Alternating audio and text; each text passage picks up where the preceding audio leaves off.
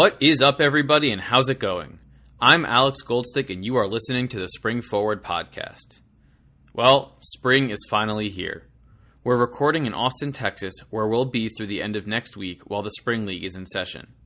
For the remainder of quote-unquote spring, we'll be bringing you live interviews straight from Austin, where we'll continue hearing about the stories of the players in the league, but we'll now finally be able to hear firsthand what it's like to be on the Spring League field, and, for most of these guys, back in pads for the first time in a long time. One quick reminder. The first Spring League games are this Saturday, April 7th, at the Kelly Reeves Athletic Complex in Austin. Saturday's doubleheader will feature matchups between Team East and Team West in the 1:30 p.m. time slot, and Team South versus Team North in the 4:40 p.m. time slot. Tickets are available now at thespringleague.com, and we will also make it available in the descriptions of this podcast while the league is ongoing. Walk-up tickets will also be available on-site on game days. Now, let's get to our interview with Team West quarterback Austin Apodaca.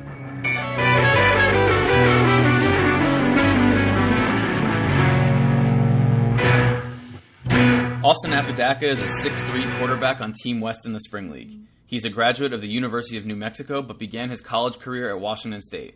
The Colorado native has spent time on the professional level with the Denver Broncos and the Winnipeg Blue Bombers of the CFL.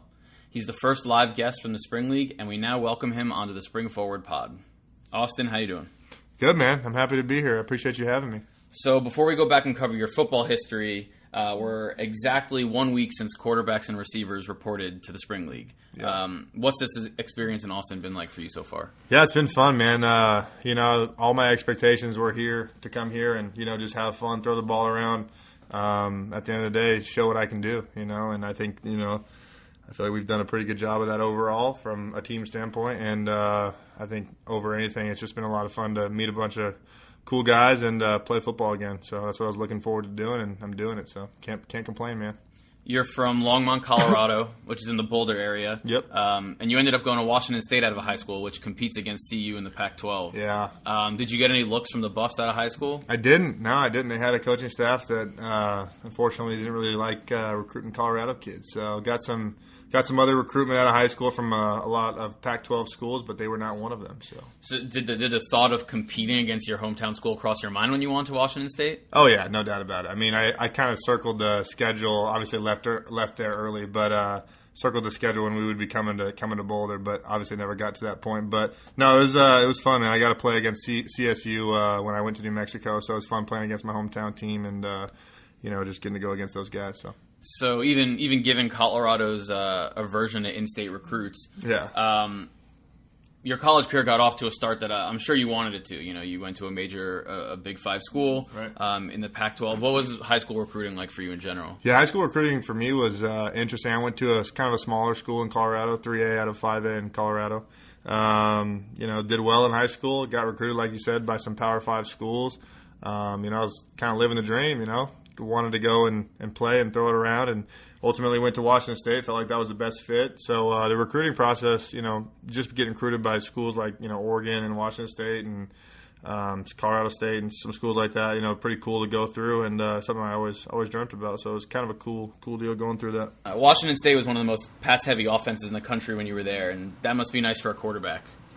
What happened at Washington State that made you leave ultimately? It was just kind of a combination of things as far as, got a little homesick, was a young kid, first time being away. So, and the coaching staff was actually a new coaching staff that recruited me. I committed to the coaching staff previous to them. But, no, I had a great experience there, and I learned a lot from the guys that were up there, and ultimately just made a decision for myself to leave and try to, make my mark somewhere else. So it wasn't one specific thing. It was kind of a combination of things. But I don't have any regrets, and I'm excited to be where I'm at now. So you then ended up at the University of New Mexico, but with a pit stop for a semester at Mesa Community College in Arizona. Yeah, I've been around the block. So the JUCO route is certainly not a new one for football players. No doubt, but talk about your time there. Yeah, my JUCO route was interesting. Mine was, I was a qualifier out of high school, so I didn't have a grade problem or anything like that. Mine was ultimately go to the JUCO route. Mine was to get back to the D1 ranks without having to sit out. So that was why I made that decision to go there. And got some offers out of there, and the rest is history. And that's where I'm at now. So it was a fun pit stop. Mesa, Arizona. I don't know if anyone's ever been there, but it's not the worst place to go to JUCO. I can think of plenty other JUCOs in the country that are probably not as fun as Mesa Community College. So. Unfortunately, Mesa recently closed their football program, and you're very supportive of the JUCO system and what it means to the football community. What do you think needs to be done to make sure these schools feel the love and can remain in place as a safety net for players in similar positions to you? Right, yeah, no doubt. I think the biggest thing is that's an outlet and an opportunity for so many kids that wouldn't otherwise get that opportunity to play football at the next level. A lot of guys that I know wouldn't have been able to play a D1 football or professional football. A lot of guys in the NFL from that area that wouldn't have gotten that opportunity without those JUCOs in place for them to play ball. So, I mean, I'm a huge proponent of, just JUCO football in general. Obviously, it's kind of a crappy thing that they're getting rid of it. I hopefully we can change it, and maybe they can stick it out a few more years. So it's a really good opportunity, and I'm hoping that they change their minds on it because Arizona's got some really good ball players, and it's a lot of fun playing down there. So they need to keep it. So whatever the district's name is, you guys need to change your minds. So. As you said, you went the JUCO route, so you didn't have to sit out a year and get back. And you were right, ultimately. I mean, you got back to the D1 ranks with New Mexico. What was that decision-making process like? Is it like high school recruiting all over again, or is it a little different because you've got some tape in the Pac-12? Yeah, you're a little different. I mean, like you said, tape in the Pac-12 helped a little bit. Obviously, JUCO highlights, and my film in JUCO helped. It was a little bit weird, though. I felt like I was going through high school recruiting part 2. New Mexico ultimately recruited me a lot out of high school, and I felt like I had a good relationship with them just stemming from that high school relationship, and ultimately decided to go there. But it definitely was kind of high school recruiting round 2, and I was very excited to get it over with the second time around because the first time you really enjoy it, and you're the big man on campus, and the second time, while it's similar stuff to that, you're just trying to get to your next stop and go with it. So I was happy to make my decision and roll. So. You've said in interviews that I've listened to that New Mexico's triple option system may not have been the best system for you. Yeah, definitely. Take us through your time there. That's funny. So I mean, definitely not a triple option style quarterback. That's in my opinion. I think in most other people's opinion that would probably be the case as well. Probably wasn't the right system for me to play in. But I played a lot. I got a lot of good playing experience. Didn't have as many pass attempts as I would have liked in college, especially my last 2 years. But, helped to lead my team to back-to-back bowl games. We went 9-4 my senior season. Like I said, it wasn't the most statistical heavy offense for a passer, but, like I said, made a lot of great friends and lifelong guys that I'll know. And we did really well, so it was a lot of fun. If I could go back, I would definitely have liked to throw the ball 15-plus times. That would be ideal. So. Sure, and but I don't have a time machine. So. Welcome to Austin. Yeah. And we'll talk about a little bit more about your time on the field there later, but you've certainly been slinging it around. Yeah, thank you. You're actually not the only New Mexico alum at the Spring League. No. Yeah. Defensive back Saquon Edwards is also on Team West with you. Did you guys overlap in Albuquerque at all, or do you know him? No, he was. He left right before I got there. So, but I know of him, and I think he knows of me. We met up and kind of talked a little bit, just about our experiences at New Mexico and stuff like that. And he seems like a real good dude. And it's nice to have a fellow Lobo out there. Anywhere you go to places like this, it seems like it's just such a small world. Everyone kind of knows each other, and in the football world, that's kind of what it's like. So it's nice to have a guy that I know through that a little bit. So. And given the Spring League, it's guys from all backgrounds and all colleges, mixing. I think we've got 150 guys here, and Hawaii has the most alums at 5. Is that right? 5. They got 5 guys here. Yeah, so that's not an incredible amount. Are there any other Spring League attendees that you were close to before you got down here, or that you've been hanging out with last week? Close to Jordan Vaden. He played against him in high school. He's from Colorado too. He's on. I believe he's on the North team. He went to Colorado State University, so I played against him through high school and college. So he's one of my good buddies. Paul Browning. He's actually on Team West. So go Team West. He's a CSU Pueblo graduate. He went to Widefield High School, I believe, in Colorado Springs. So those 2 guys I've been with. I've trained with. We've been throwing in Colorado beforehand. Other than that, no. I mean, there's guys obviously that I've known a little bit through playing against them. There's a couple Hawaii guys that were not happy with me because at New Mexico we had a game-winning drive against them, and I really don't want to make the Polynesian Hawaii linebackers mad because there's a lot of them. There's some big boys, and they got a gang here. They got a group of guys, so they got 5 guys. So that's not one you want to mess with. But they're all good guys, and just nice meeting up with those guys again. So. And for the listeners, Team West will be suited up in gray, even though you've been in red all week in practice. Yeah, I've been in red because I'm the quarterback. So yeah, but no, gray's where it's at for sure. I mean, the other teams, they look great, but I think gray's where it's at for sure. Plus, we got some sharp unis. So just like one of our earlier podcasts and Mitch Leidner, you got to try out with your hometown NFL team in the Broncos. What's it like getting a chance, even if it's a small one, at a club that I assume you grew up rooting for, or at least know a lot about if you didn't? Yeah. No, it was awesome, man. I mean, it was something, I've always wanted to, get a chance to work out and try to play for those guys. I definitely was a fan. I was a huge fan of the Broncos growing up. Big John Elway fan. Had my Broncos gear rolling around when I was little.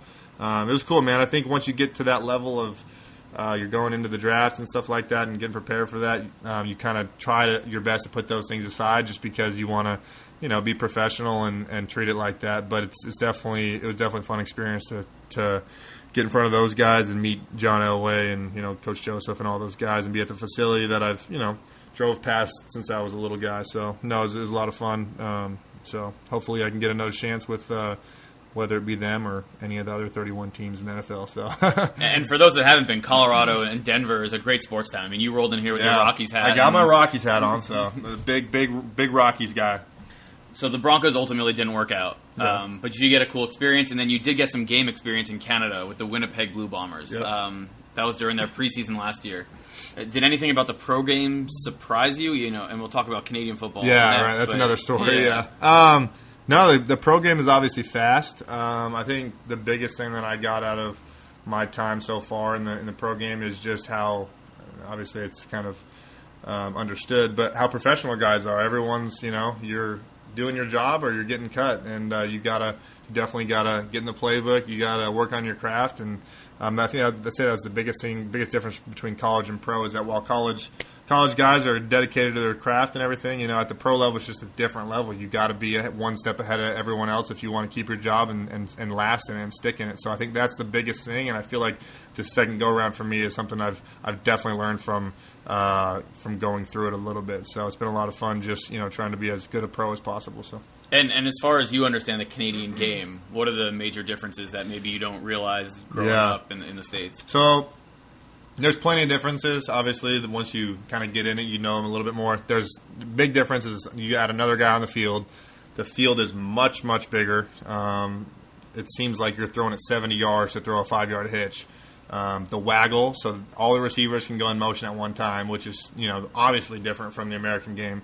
So guys going up there for the first time, it's confusing for the first couple of days, no doubt about it. There's different rules too. There's weird rules. Like if there's a fumble, you can like tap it around and if you kick it out of bounds, like if there's a fumble and you kick it out of bounds, that team gets the ball. Whoever kicked it, so I think that's just it's crazy. Like to me, that's just a savage rule in the CFL that just brings it to another level than the other American game. So no, it's just some different rules, and but it's fun. You got to learn it. So and there have been CFL scouts out in Austin. Yeah, there have. Maybe we should start playing some. No doubt. Yeah, play a game Canadian. We were joking about that. Yeah, I was like, man, maybe for these CFL scouts, every once in a while, I'll throw a waggle in there, see how people react. But I don't think the DBs would like that very much. So. You're perhaps best known for your arm strength. I mean, I've seen you throw the rock all over the spring league field. Today, on your first try, you closed practice out with a 60-yard hit on the crossbar on your first try. So, assuming that's what scouts will pick up on first, what else do you hope they notice about you? I think, what I want to bring to them is definitely, obviously, I want to. Or you can keep talking about your arm. Yeah, no, I'm not going to do that. No, I mean, I definitely want to show scouts that I do have a strong arm, but I want to show scouts that I can pick up an NFL offense, that I can throw on time, that I have anticipation, that I can get into the right plays, I can get into the right checks, that I can identify a defense. There's so many other things that I want to show that I can bring many things to the game, and that's kind of why I'm here. I want to show that I can be a quarterback at a high level and all the things that come with it. So, but no, I definitely I feel like I do feel like that's one of my strengths, and while I want to work on everything, obviously I want to show that off as well. So I want to show everything off. I just want to be good at everything. So Well, so speaking of the quarterback position, it requires you to know more than any other position on the field. Right. No offense to any of the other players. No doubt. Yeah. But what has it been like to learn a playbook in basically a week and be ready to execute in a game in 3 days? Yeah, it's different, especially the couple of the offenses I've been in. When I was at Washington State, it was super simple terminology, 2 words, for the whole play. And then at New Mexico, I was, running a little bit more complex of a system, but it was all mostly run game, obviously. So this has been a learning curve for me because this is really the first time I've ever in my life ran a pro-style offense. So I feel like I'm picking it up pretty well. A lot of it is just being prepared. I feel like, preparation breeds confidence, and I know that sounds super cliche, but I feel like it's true, and just got to go out there to the best of your ability and prepare like you're a pro. So that's kind of what I've been working on this whole time, and gotten a lot of help from the coaches. They've been great here, so it's been a lot of fun. And do you still feel like you're overcoming the sort of the college reputation that's tied to you, that being in such a, triple option's a very college-y offense. No, it is a really college-y offense, and it works at the college level, at certain times. But I definitely think so. there was guys in my class who would throw the ball 50 times a game, and they obviously have more film than me coming out of college. So I don't think I think that's still out there, but I want to prove that I can play quarterback at a high level, like I said, and do all the things that all those guys can do that got to throw it a bunch. So I'm not worried about it, just because I think it's another thing to add to the list of to knock out. So I think I'm excited about it, and I like the challenge of it. So I'm ready to work for it. So. Now, given this next question, assuming that your playing career lasts a very long time because of your spring league experience right? Your dad was your high school coach, and you've done some coaching as well. Yeah. Is that something you're interested in pursuing after your playing career is over? No doubt. Yeah, I think football for me is a lot of fun, just being around, obviously playing, like you said. Hopefully I have a 15-year-plus career in the NFL. But, after football, I'd definitely like to get into coaching because, it's what a better way to make a living than to coach something that you love to do. So I helped my dad with the high school group, his high school team last year, and I'm doing a little private training out in Colorado too. And, it's been fun. It's just helping kids get better, and, it's a lot of fun to be out there. I was also helping out on a little ranch, so it's a little easier than scooping up horse poop for sure. So. We're talking about Denver as a sports town, but Coloradans are also very outdoorsy people. Super outdoorsy, yeah. Where do your interests lie outside of football, and is Colorado and being outdoorsy a part of that? Huge part of it. Yeah, I love Colorado, man. Texas is growing on me a little bit, I've been here a few times. This is sort of similar, less mountains. Sort of similar, less mountains, yeah. Austin's a little hilly, but, I like that about it. But, no, Colorado's awesome, man. One thing I'm really really like doing is riding horses. Been around horses a lot my whole life, so that's kind of my main hobby is being around horses and being horseback. So that's one of the things that I really like doing. And my ideal place to live is probably northern Colorado or like southern Wyoming area, because most people don't want to live in Wyoming, and it's super cheap to live there. So I can buy about 25 horses and 30 acres for about $300,000, and that's a pretty good and deal. Zip on down to Denver. And then just be right there in Denver if you need to be. So, no, that's ideal. We were talking about digital media, photography, video earlier today in practice. Yep. Even you do a little podcasting on the side. A little bit, yeah. I'll give you a minute to plug your own digital endeavors and your podcast. No, I just I just like I'm a big video editing guy. I'm not a pro by any means. I'm actually a very very big amateur at it, but I like the photo editing. Anytime my guys from college or whatever want to have a highlight made or something, I try to do my best to hook them up with something. I like doing that. I made my own college highlight video, so definitely want to check that out. I feel like that's on YouTube. Yeah, that's on YouTube. Austin Apodaca. No, but I made it with iMovie, so don't hate on me if it's not the most quality made highlight video. But I think it's pretty solid, so you have to check it out. But no, I enjoy doing that, and got respect for people like you who do it, because it's a lot harder than people think. To edit those photos and be a good social guy like that. So. Well, so we're gonna end this out on a corny note. Yep. Appreciate Austin coming to chill with us in Austin. Let's go. That's what I was waiting for right there. And that was also Austin's joke, so I'll give him credit for it. Yeah. I don't want people yelling at me for that one. But no, thank you for chilling with us. We used to say can't wait for spring, but we're here, and we're games are on Saturday. We're in spring now. Yep. Thanks for coming by. I appreciate you having me, man. It was a blast.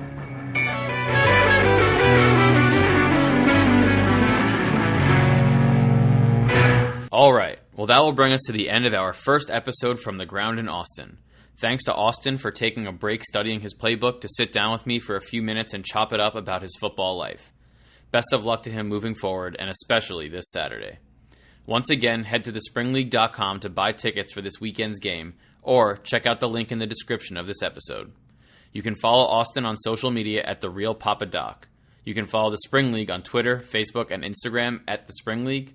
And lastly, you can follow me on Twitter at AGStick and on Instagram at ThisIsMyOtherIG. All music was provided to Spring Forward by Joshua Rosner. We'll be back soon with another live story from Austin. Later.